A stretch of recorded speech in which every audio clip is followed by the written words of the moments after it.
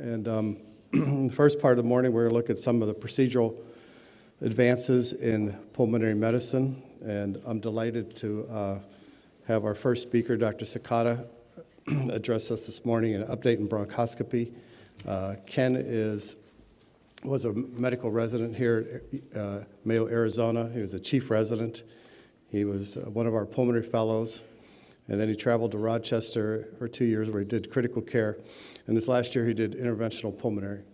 He has returned to the Valley and he's joined us, and he's wise beyond his years, and he's extremely talented. So we're looking forward to his talk, update in bronchoscopy.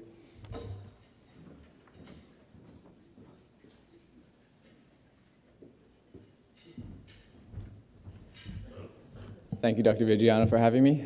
Good morning. It's nice to see a good audience at 7:30 on a Saturday morning. So let's see here.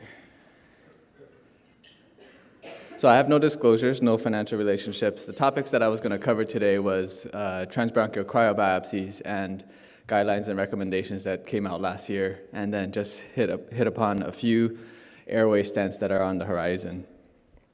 So we all know the role of biopsy in interstitial lung disease. We need them, especially in a setting where data is insufficient, when we don't have quite the clinical data, laboratory data, or radiographic data that are slam dunk for a diagnosis of a specific ILD.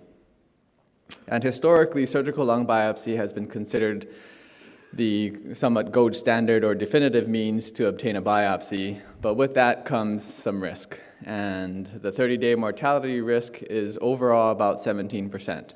And if you were to break that down between elective and non-elective cases, that'd be about 16% versus 1.7%. And so it doesn't come without risk. And we all know, and I think from previous talks from this course, transbronchial forceps biopsies are insufficient, mainly due to the heterogeneity of the disease process and crush artifact and things of the like. So then came the transbronchial cryobiopsies, which is somewhat of a middle ground.